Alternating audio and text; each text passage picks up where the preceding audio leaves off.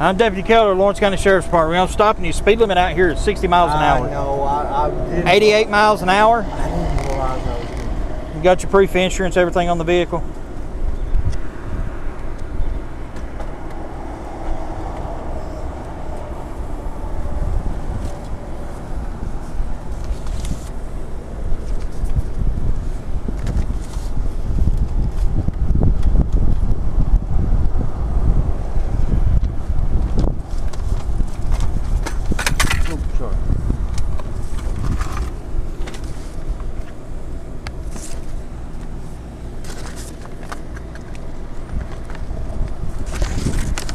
Okay. Here's this. Hang tight for me, all right? All right. You been drinking any tonight? I'm smelling odor of alcohol. No, I drank earlier tonight, but I have not. How earlier? 5:30. About 5:30? Yeah. How many did you have back then? One. One? Okay. Hang tight for me.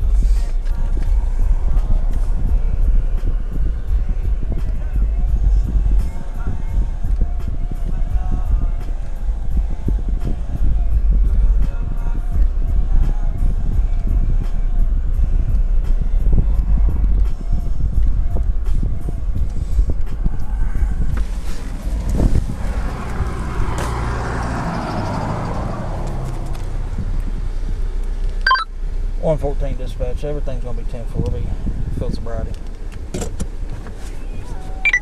10-4.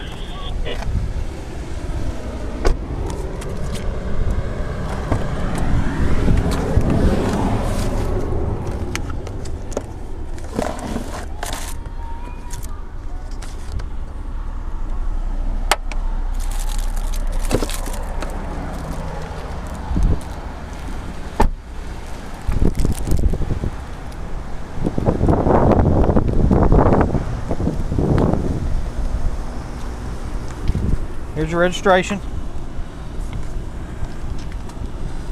So I'm going to ask for a preliminary breath test, okay, just to see where you're at, okay. If you're below the legal limit, then I'm going to cut you a ticket. You're going to be on your way. You can eat, do whatever, okay. Since I smelt it and you admitted to it, we'll go this route, okay. Whatever you think you need to do. Okay. All right, well now I tell you to, you're gonna blow into this like blowing up a balloon, okay? Take a deep breath in and blow, okay? Deep breath, blow hard. Keep going, keep going, keep blowing. Blow, blow, blow, blow, blow, blow. Keep going, keep going, keep going. Almost there, stop.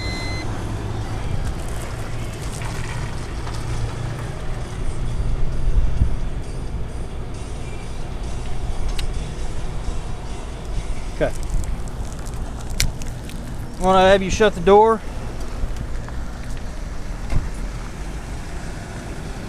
Just stand right there for me, okay?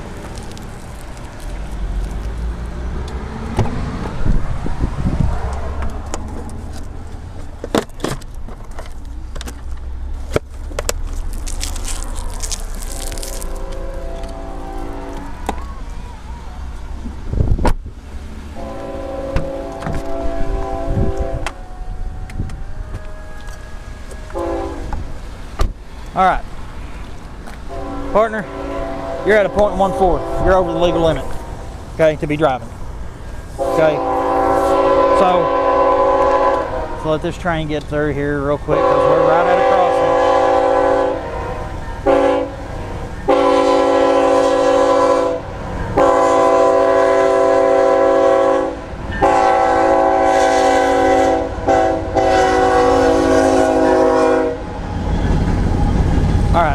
to go right over here in this parking lot so we're out of everybody's way, okay?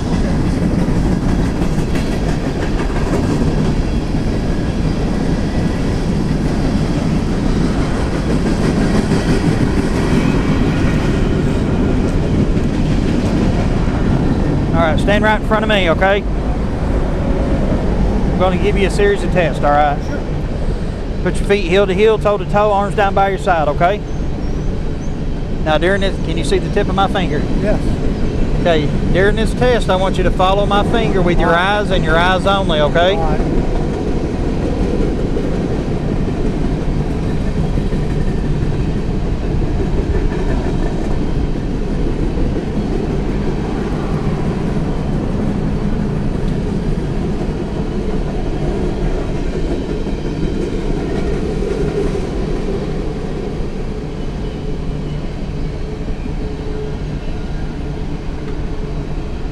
I was police officer. I know what you're doing. Okay. You're looking for snagmus. Looking for what? Nystagmus. Well, if you're a police officer, you think I've already found it? I don't know. Okay. Follow it straight up, okay?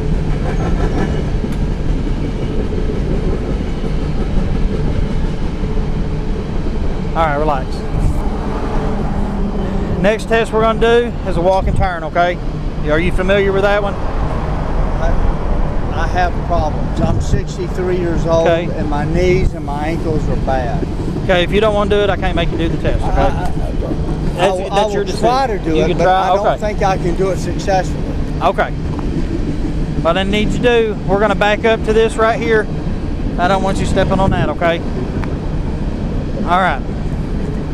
I want you to place your, get in your starting position in this test. Put your right foot in front of your left foot and hold that position, okay? And when I tell you to begin, you're going to take a series of 9 steps, okay? Okay. Take them heel to toe. It'll look like this. Right. And so on until you get to 9. When you get to 9, I want you to take a series of small steps and turn around, okay? Be like this. Okay. Right back in to your 9 heel to toe steps back. Okay. During this test, I want you looking at your feet. Looking at my finger. Yes, sir. Keep your arms down by your side. Do not put them out here. Keep them down by your side. I want you counting your steps out loud as well, okay? All right. 1, 2, 3, 4, 5, 6, 7, 8,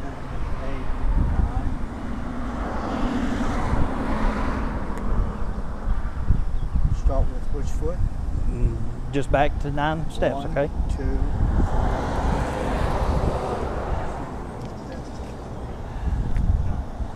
Okay. This next test, do you have any knee problems?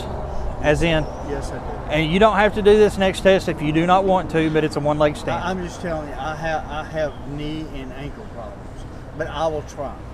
I mean, if you don't feel comfortable doing it, we don't have to do it, okay? Is that going to automatically? No. All right, then Okay. I don't want to do it because Okay. I have bad knee. I'm 63 years I understand old. that, okay?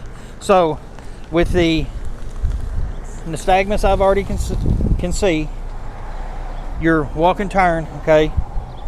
I'm placing you under arrest for DWI, okay? So we're going to walk over here. I'm not going to cuff you in front of God and everybody. We're going to come back over here. Do you need anything out of your vehicle to take with you? Your phone or anything like that? Yeah. Okay.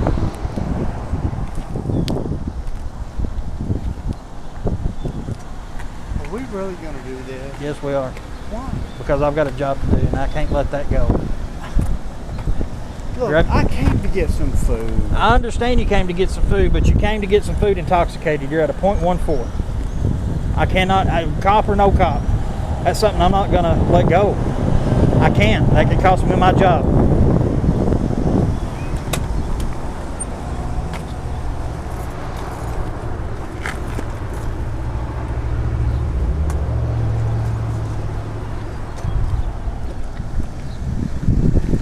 Let me move up for you real quick, sir, okay?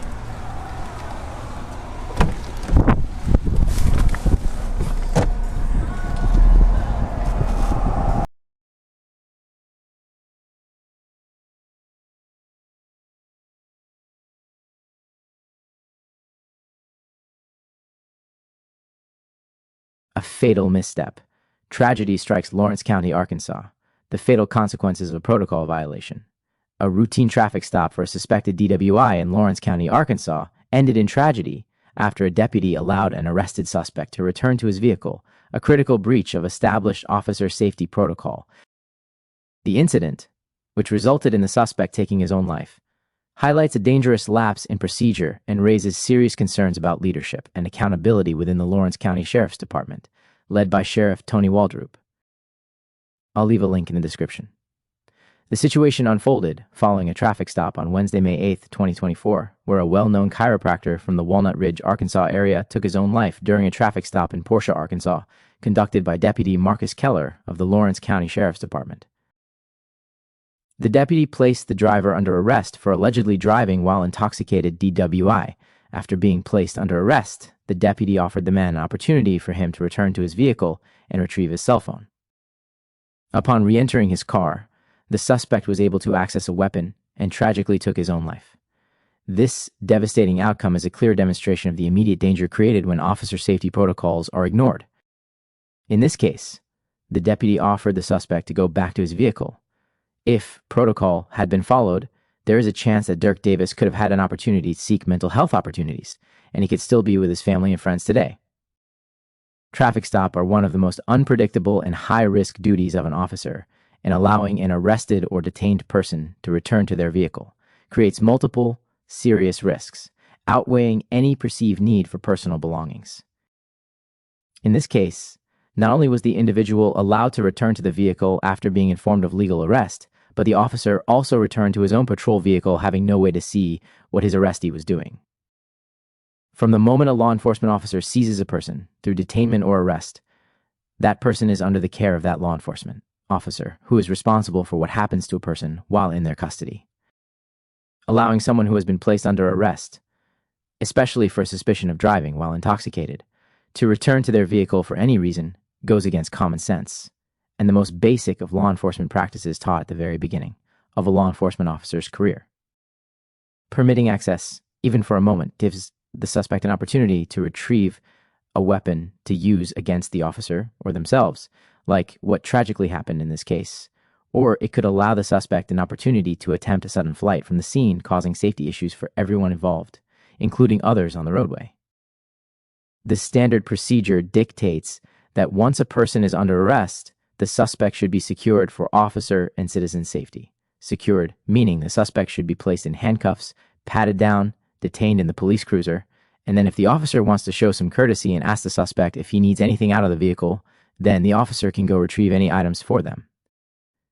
I do think that we all can agree that the deputy was decent in this interaction, and we've probably all seen a lot worse in law enforcement officers, but as we learned here, being a decent deputy isn't enough. Failure of leadership and lack of action and accountability. I sent in a Freedom of Information Act request, and the results indicate that Sheriff Tony Waldrupe and Chief Deputy Eric Cheatham of the Lawrence County Sheriff's Department failed to take appropriate and necessary corrective disciplinary action. A decision not to administer these disciplinary measures signals a significant lapse in accountability and leadership. In incidents involving critical protocol failures that result in a death, a thorough review and subsequent remedial action are paramount for maintaining public trust and ensuring future safety for everyone. When supervisors fail to enforce discipline, it suggests that the department may not prioritize the safety of its officers, citizens, or the adherence to implement and promote necessary policies for further safety. This lack of accountability can undermine operational standards. The heartbreaking truth is that it didn't have to end this way. This is a deeply important and sensitive topic. I address it with an emphasis on a better tomorrow. We cannot rewind time, but we can turn this sorrow into a learning experience, prayers for comfort and healing for his family and friends, in loving memory of Dirk Davis. December 5th, 1960, May 8th, 2024.